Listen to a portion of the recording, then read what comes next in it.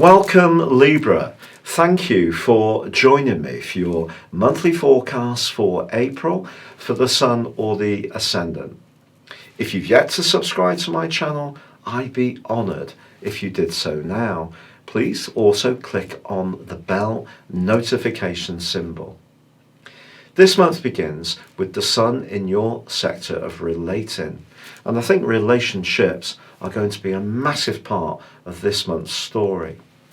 Part of the reason for this, Libra, is that Mars and Saturn, Mars the planet of drive and of raw energy, is in a conjunction with Saturn for the first 5 days, but in your sector of romance.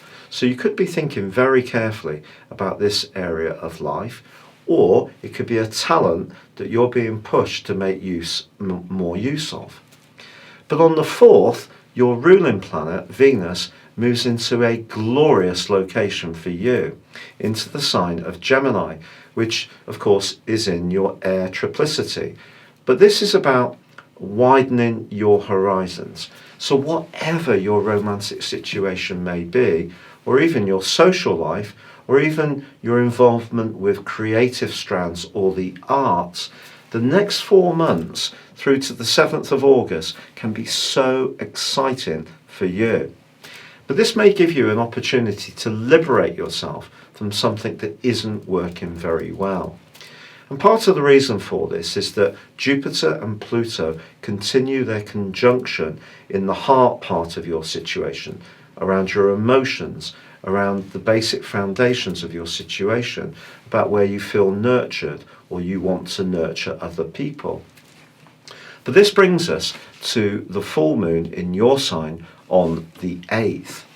Now, Libra and full moons are of course all about finding balance, and the balance you're being asked to find is around relationships, because this full moon links into that Jupiter and Pluto conjunction, so we have a square.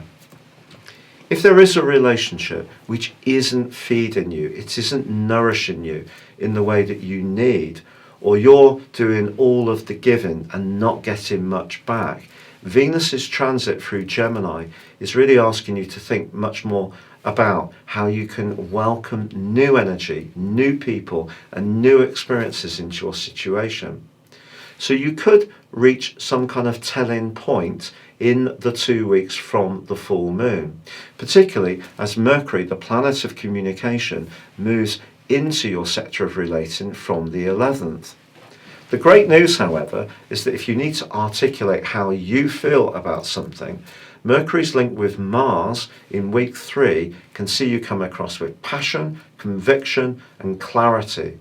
So, if it is a case of resetting an existing tie, so someone has a greater understanding of your needs and your boundaries, that link between Mercury and Mars can be very helpful. But if Jupiter and Pluto are bringing up some kind of deeper energy around relationships, perhaps with a family member or a group of people, then it's possible that you are being pushed towards confronting something that hasn't been working very well. Now, with the Sun moving on the 20th into Taurus, this is your 8th house, the sector of the journey of the Zodiac to do with ends and beginnings.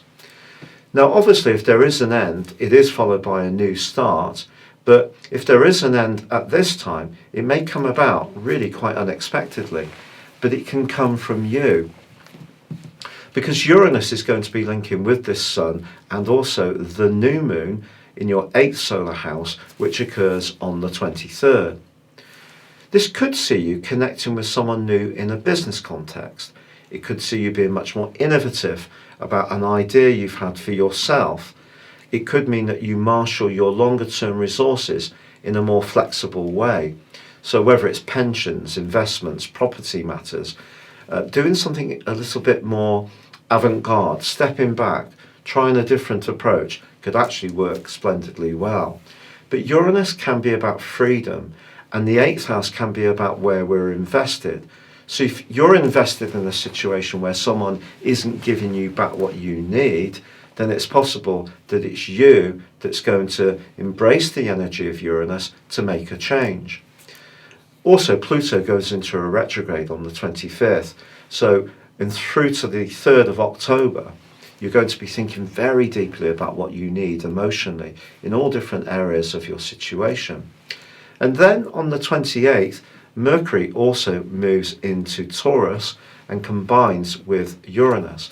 So this potential for sudden change or sudden innovations, light bulb moments when you're lying down, having a rest, and suddenly sit up straight and think, oh my word, that's a brilliant idea. I could try that. I could use a talent I have in a new way and improve my income. But Uranus can be a restless energy, and the 8th house can be, as I said before, where we're really committed and invested. So it's possible too that someone you're involved with may themselves be going through some changes. But it's possible that if you're in a good relationship, someone's good fortune in a financial context can be very beneficial for you. But I think all of this month is about finding the balance between what you give and what you get. So it needs to be a fair exchange. And that really is the critical reason for that full moon. It's not just the full moon in your sign this year, which makes you think about your relationships.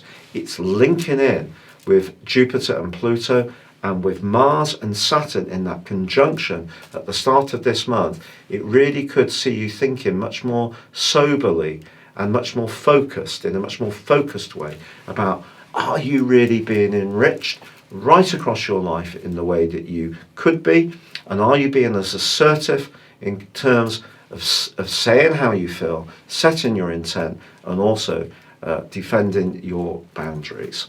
Thank you so much for joining me for your monthly horoscope forecast. I'd love it if you would subscribe to my monthly magazine and my regular mail-outs, which are high quality astro journalism. You can also get your free daily horoscope within this emailed to you each day. Then again, if you'd like to have a one-to-one with me or order your personal 12-month forecast and character analysis and get 30% off them, please see the links beneath this video. But for now, good luck and goodbye.